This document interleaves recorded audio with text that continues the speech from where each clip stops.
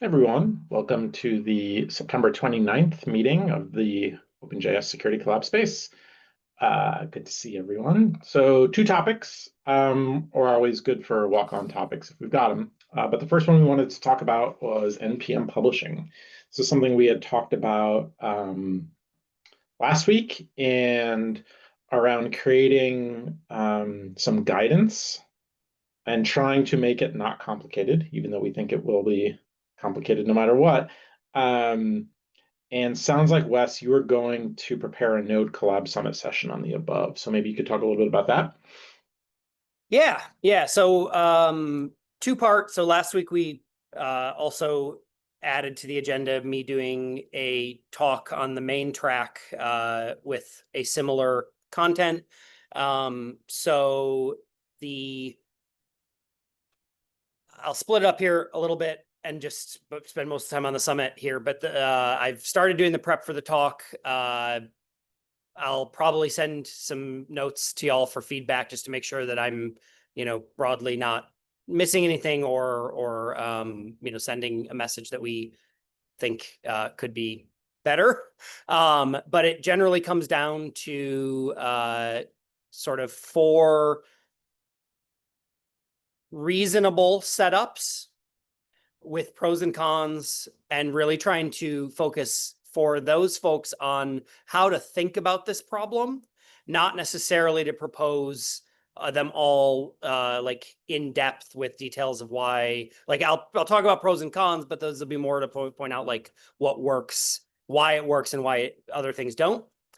And then the session, which is where I think we have more to do here, will be to sort of take some of this content, make sure everybody in our collaborator circle really understands why this is important, what the details are, and dig into particularly here's the only working way, and maybe this one kind of works, but you have to do X, Y, and Z.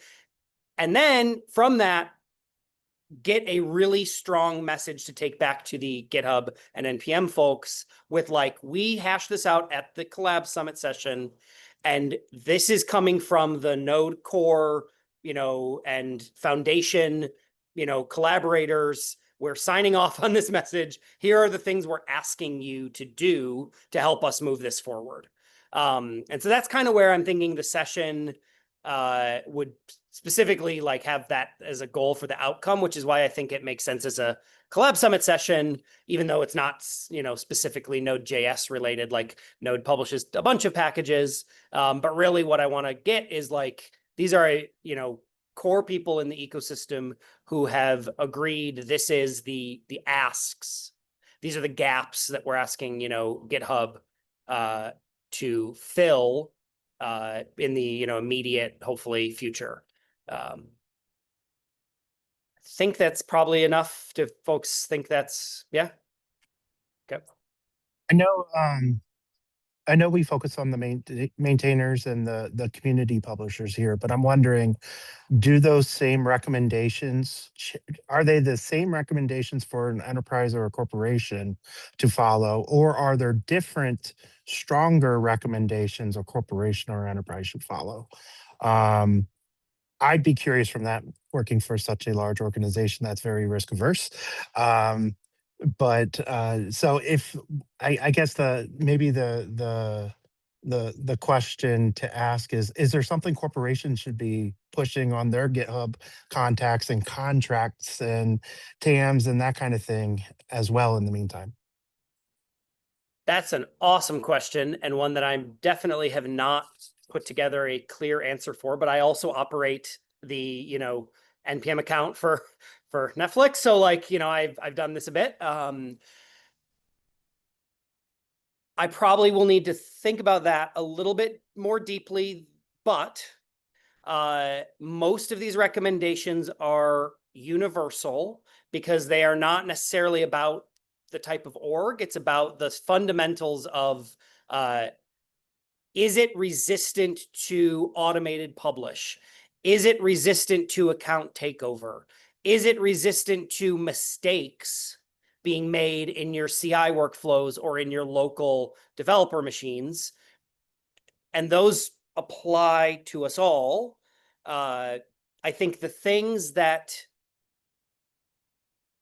we probably need to dig into for organizations, and that, so I'll give you a link once I'm done talking. I'll go find it. Because I brought this up in one of the community feedback things, is like, we manage the tokens. My team manages the tokens for all of our folks who play. Yeah, okay, yeah. And this whole thing with them cycling those every 7 days is a nightmare. Like, we can't do it, right? That would be, I didn't use the word nightmare in the post, Jordan, though. I understand why you said, I think what you said in the first one, but it's like, I did try to tone the language back so that it felt, like I wasn't on the attack mode. But it is that a makes it nightmare. more better received anyway. So that's Yeah, a good idea. but it is frankly just untenable. It just won't work, right? And so the problem is that the alternatives don't provide what any larger org needs first. We do all this manually today. It is a big pain. But the asks for that type of thing is a lot more centered around automation, authentication integrations and stuff like that, which would improve there. And I don't think that those asks are typically larger. And so if we're going to focus on enterprises coming to ask that, I think we would need to sort of prioritize a little bit, because the fundamentals are still not yet met, right? So like, if they push us off tokens, those 7-day tokens, then that means our only options are non two-factor auth options, which are, to me, totally off the table, right? So they basically said your one good one that was basically a token with enforced two-factor auth is actually no longer tenable, because now you have to renew that token every 7 days, and the teams who manage the publish are not the teams that manage the access, right? So for orgs, that's pretty impactful. Sorry, I've got a whiteboard where I wrote some of these out, and I'm just looking up at it to make sure I'm not missing anything. Oh, and then the other thing is the removal. This, I think, was Jordan, your issue. The other one, the T-top removal or whatever is the other one. That removal would also impact this workflow, which is, again, just a regression for the users who need that. And their answer right now is go to trusted publishing, which has a whole slew of, we've got a whole slew of things we have to cover with them before that can be actually and trusted publishing it's an incomplete feature anyway, right? Like, it doesn't work for a number of use cases. So it's just not, even if using it would fix all the problems, which it doesn't, it's not possible for everyone to use it. So it's just not a viable thing to require everyone to do. Would that make sense if we describe very clearly to, especially for maintainers, solo maintainers, in which situations trust publishing wouldn't work for that? Like, in which cases or which scenarios they must not use that? All scenarios. There is not a single scenario today that is acceptable with trusted publishing. Even for a solo maintainer? No, especially for a solo maintainer. So it actually is slightly more secure in a multi-maintainer setup, because you can use your other maintainers as a substitute for second factor. There is no two-factor auth setup that works with the current trusted publishing. So basically, you end up relying on GitHub protected environments. Yes. And it only works if you have another maintainer available to approve it. Yeah. And then that is not resistant to account takeover. So it is only resistant to automated publishing, which helps with things like mistakes and that, right? But if one of the accounts are taken over, fully taken over here, to be clear, we really actually mean fully taken over, not just fished into one step here, but like this would be, You can log in as the user on If the you can website. log in as the user and take and Yeah. change their settings, then right, that's what you need to do this. So it's not like a low bar here, to be clear. I'm not trying to say this Mhm. as bad as what we just saw with, you know, NX.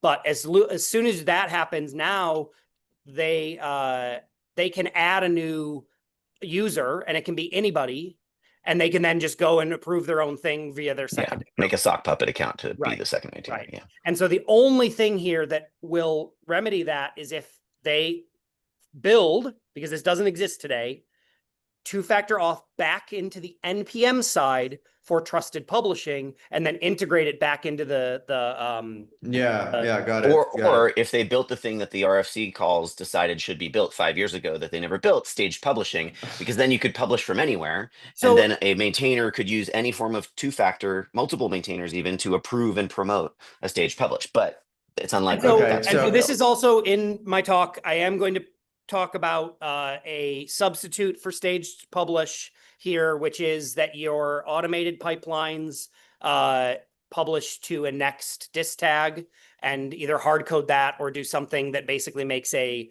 you know, Okay. it's slow roll, and then you would have a secondary workflow for the promote With two-factor, yeah. and that would help at least again make it harder to do the what Shai Hulud did, which was just basically find everybody, you know, anything and just publish So hundreds of that would packages. work if NPM added a way to restrict new publishes to only being on a set number of tags or certain tags, and basically disallow publishing to go straight to latest. If you could do that, then like that would be perfect. And then it would be somewhat secure, especially if it was a one-way setting that once you turned it on a package, you couldn't turn it off. Okay, so 'Cause we then probably that need to part talk would be about this resistance to too. ATO.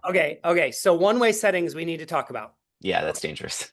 Well, it's not dangerous necessarily. It is it could be Mhm. fine.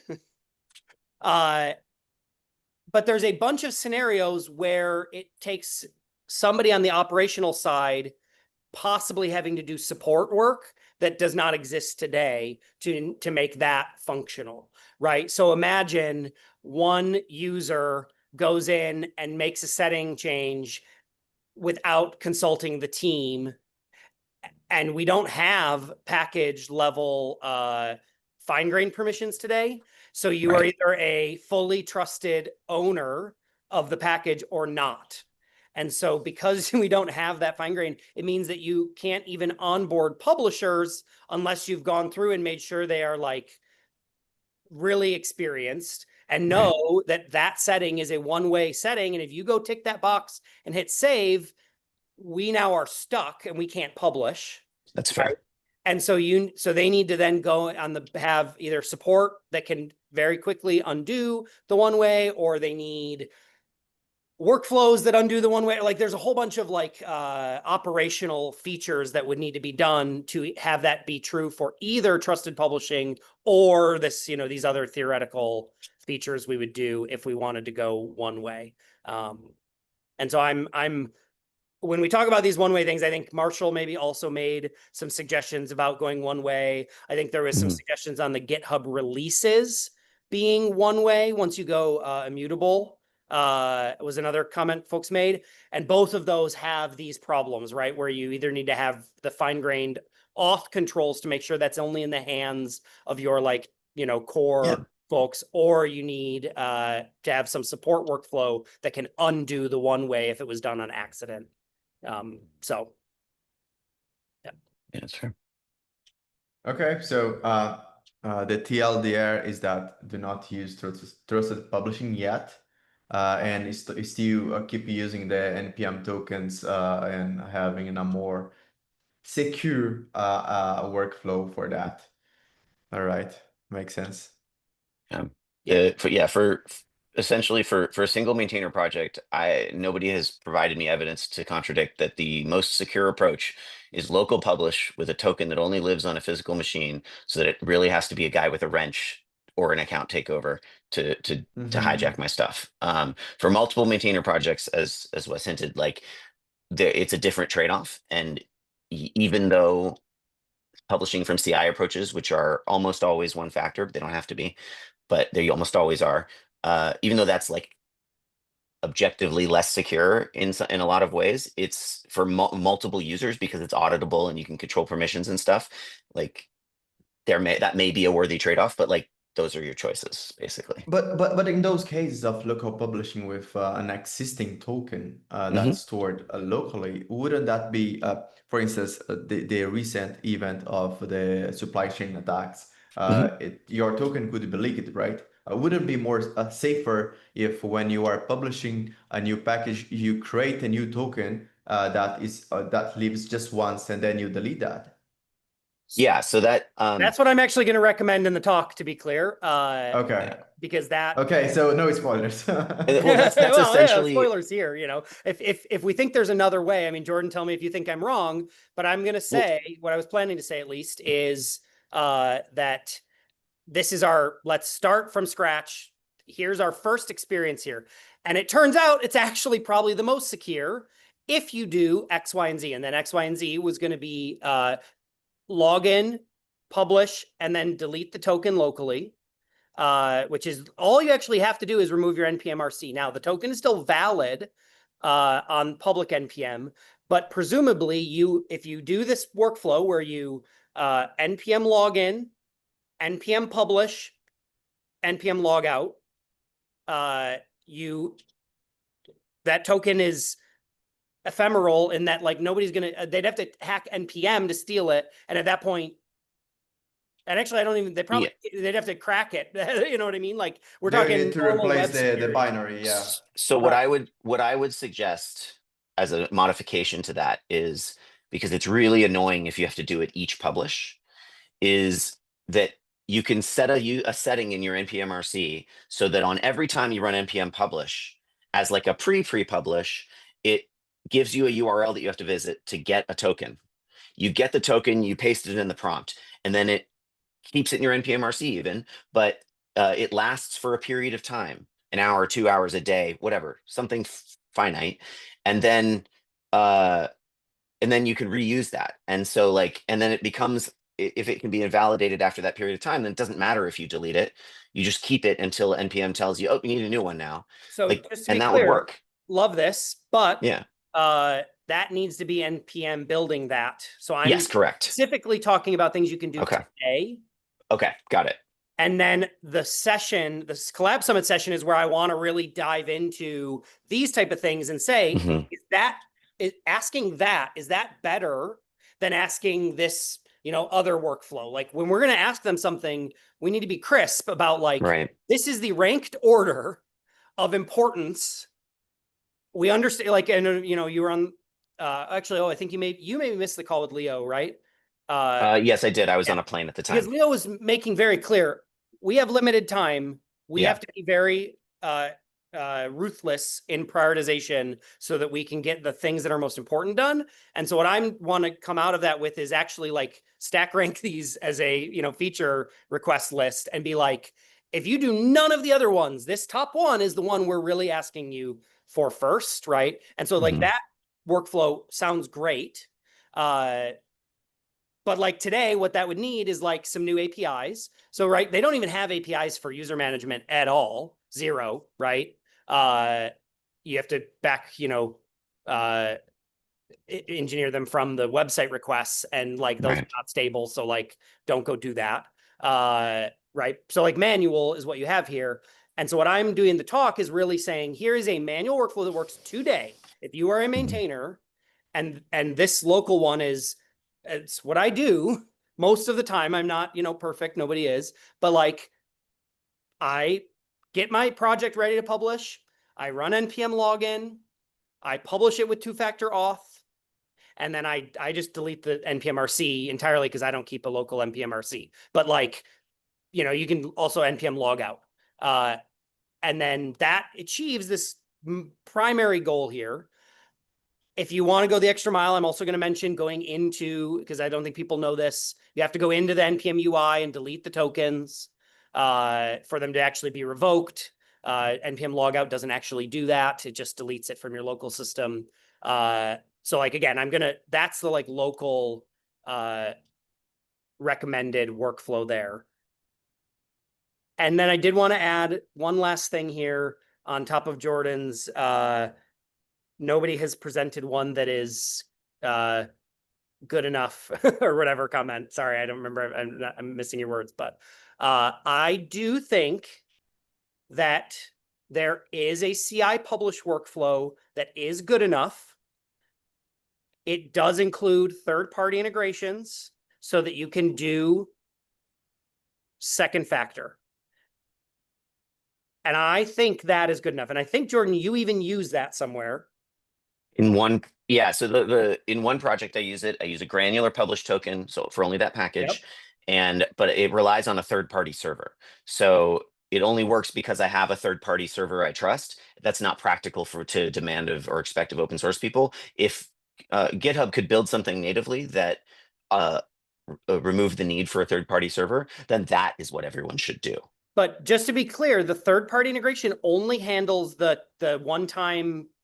It only handles inputting OTP. an OTP token Right. and putting it into And a thing. even the trust there is reasonable in that they only have one factor. So as long as you have what you mentioned, a granular access token, which enforces two-factor auth, even the third party couldn't publish on your behalf because all they're handling is the OTP. That's true. And so I think that satisfies I don't know. the requirements. I wonder how many OTP codes it would take to reverse engineer the seed, but that would be, other than that, I think you're right. Valid. And this is why, you're thinking this is what we need. But also, I think it's higher number of publishes than any package on current NPM. Yeah, that's likely. So I think that one. So I think there's two coming out of this. I think there's really two here that work. And then there's two that are, some people will call it good enough. And I will call those out, but I don't call them good enough. And then I think they apply universally to anybody publishing packages, just depending on their own personal risk assessment. I think for an org like Steve, this is where this started. Here we went on a bit of a deep dive, but for an org, having people, get tokens and put them on their local machine is probably not, what most orgs are going to want.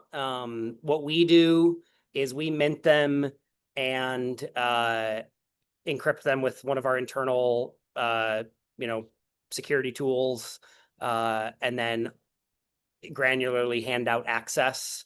And those are all backed by, two-factor auth and all sorts of other stuff that make that more reasonable, but still turn on two-factor auth.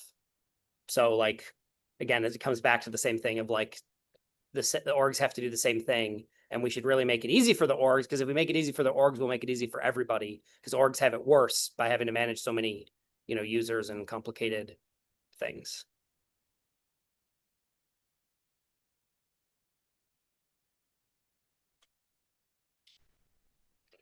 Should we move on to the next topic, which is related to this topic, but maybe we get concrete? So this was the ask around defining topics for the Node.js Collab Summit. Actually, I think this is what I don't know exactly. Maybe we might have something different for Node.js itself, but I think it's all in the same discussion, right, Wes? I think it feels that way. I mean, I will say, I think multiple times I have mentioned this to folks, and they have brought up other supply chain things. I was gonna, your comment in the chat right here about checking the SHA-SUM of the binary, right? That is actually not the main focus of what I'm trying to get at. There's holistic supply chain security.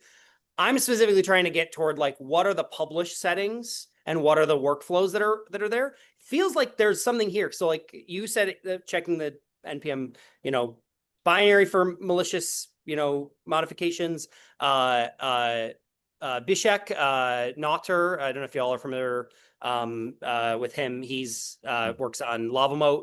When I brought this up on Blue Sky, was like, hey, I hope you're going to mention not running in post install scripts, and here's my LavaMoat package for that. I think there's more to it. So if we wanted to do 2 and talk about like the other stuff, like I feel like there's definitely room for that. But from Node.js perspective, what else we can do? Because I think the initial idea of the permission model was to prevent those access if whenever you people try to have a post installing script that executes a Node.js binary, they will inherit the parent permission model flags, and then it could have some prevent some attacks. But I don't know what else we could do from Node.js side. Yeah, I mean- that's the kind of stuff. The permission model is the stuff I was thinking where we could like probably brainstorm a bit and come up with some good, I did copy your safe NPX script and I made some modifications for myself, but like expecting users to do that seems pretty low. It definitely feels like that for a whole bunch of those kind of. when you're talking about mechanisms for maintainers, you can recommend workarounds and complex flows. When you're talking about protections for users, pretty much anything, like it's great to be able to say, hey, if you're really worried, this is the things you can do. But unless it's changing the defaults, it's basically not going to move the needle, in my opinion. And for npm install, only npm can change those defaults. And Node can make strong recommendations. And if Of there's course. features, right? Like if we could find a permissions model set of settings that worked for some 80% case, I don't know what we'd want to set as a bar, to then recommend to NPM to implement. And then if there was other additional, user experience changes that need to happen. Because frankly, I the permissions model in a real project is like a nightmare because they're just the user's just getting peppered with like, I don't know, should it be able to read that? It's just some random package that's in my transitives. Deno and Android and stuff have that type of permission model, and users like pretty empirically do the exact same thing they do with like terms of service agreements, is they just go agree, approve. And like, it's a great idea until everyone gets tired of it. And that happens very quickly. Yeah, It's like the major flaw with OCAP as a thing is that like, it's not like humans don't want to do that. There are some settings that could apply globally in case of npm. We have mentioned that some flags could only be changed if npm changed the full, but in case of the environment variable node options, you can make that global, and basically whenever you run npm, it will get that node options by default whenever it spawns a Node.js process. So if you define that you want to have the permission enabled to any Node.js process, that might work. But as Jordan mentioned, if you run, you need to define a set of policies for each project, and that might be a nightmare. That will be a nightmare, because a lot of projects, they read from different files, and on the startup, if they are reading from OpenSSL configuration, they need to understand why they are reading that and why that's the default. But yeah, that's all. And then to add on top of it, the recent attack, I have to look into it. I haven't tried to set this up, but spawning processes means that the permission model there, right, won't be transitive. So you set the permission model in NPX, and then NPX goes off, and I don't think this attack got a name. This was the first in the series of attacks here over the past month.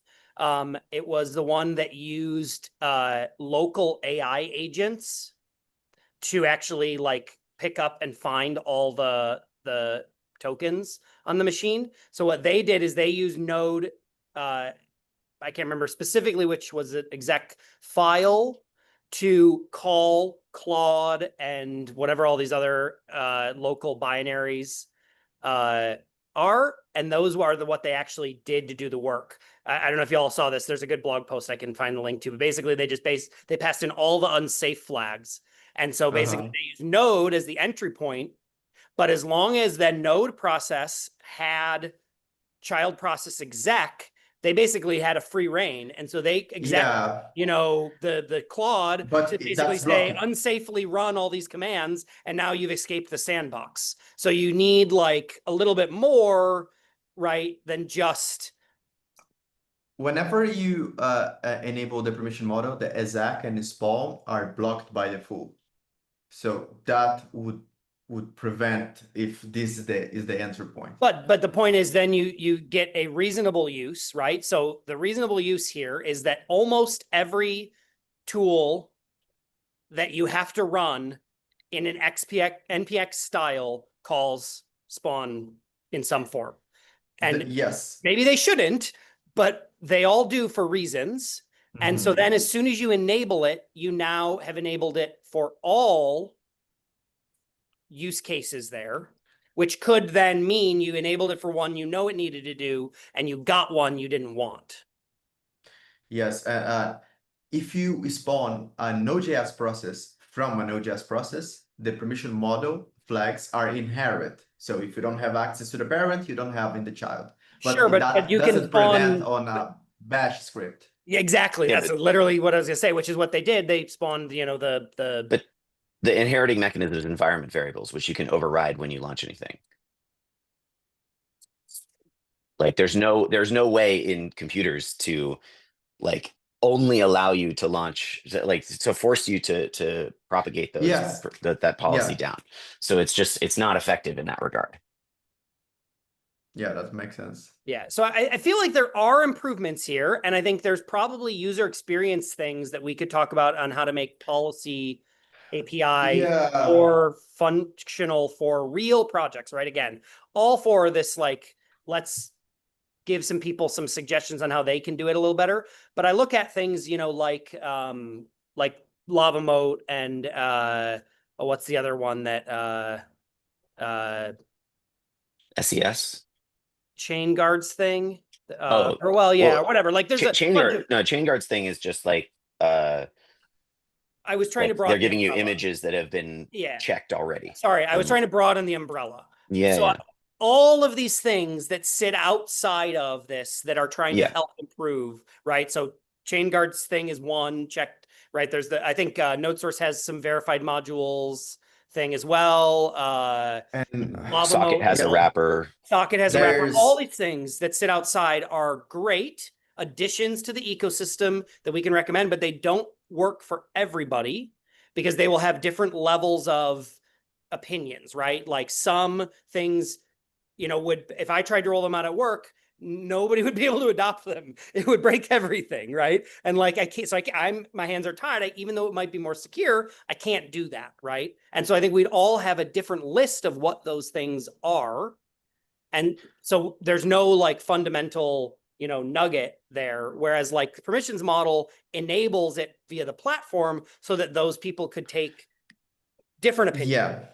So there's one thing that we are experimenting on, and that also related a bit with a talk that Tobias did to NodeConf a few years ago.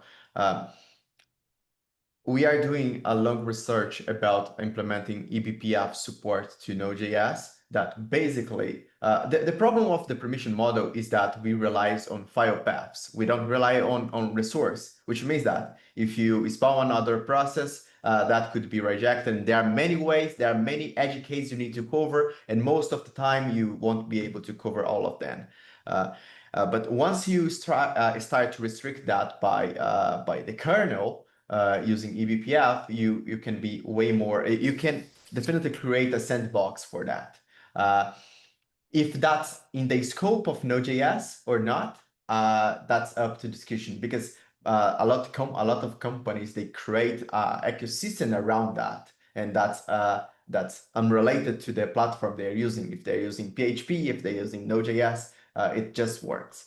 But this is under research, and there is one talk that Tobias did for NodeConf, which is basically it creates a sandbox by the terminal. For each terminal process, they have a kind of a mechanism that sandbox all the commands you run to make it safer, and that prevents some leak if you are trying to read from a file where you don't have access, or if you are trying to spawn a process, it's kind of auditable. But yeah, that's a long discussion. It sounds to me like we have enough for another session. Like, right? I mean, this feels, we've just spent almost the entire meeting talking about these things. It feels like we could do them back to back, or I don't know if people would be overwhelmed with too much security deep thinking. But like, it feels to me like there's a lot to talk about here.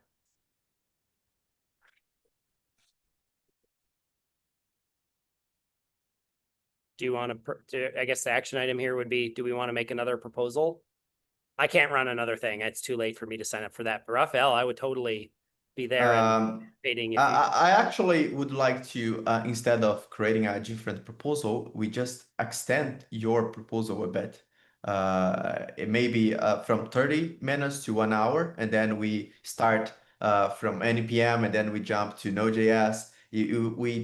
Because they overlap a bit, and I don't like context switching. So imagine going to a different meeting, like maybe we can find good things there.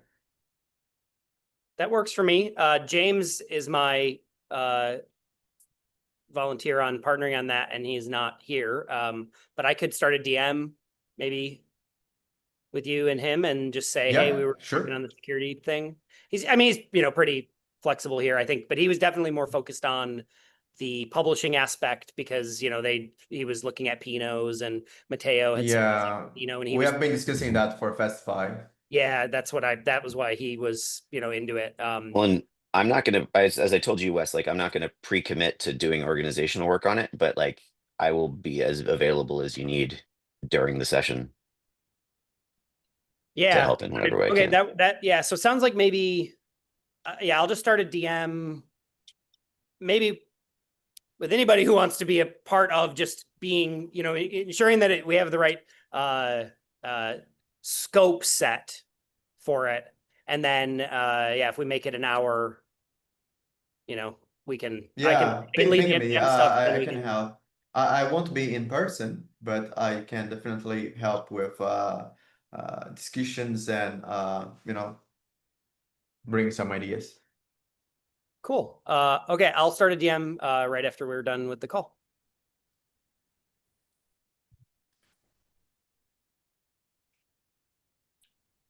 Okay. I think that was actually beyond our official agenda. Is there any other things that folks want to discuss in the few minutes we've got left? Maybe a public happy birthday for Robin. Thank you. Again, all my favorite peeps. Community Day. Awesome. Alrighty, on that positive note, I think we'll adjourn. Thank you all. See you next week. Bye. Thanks all.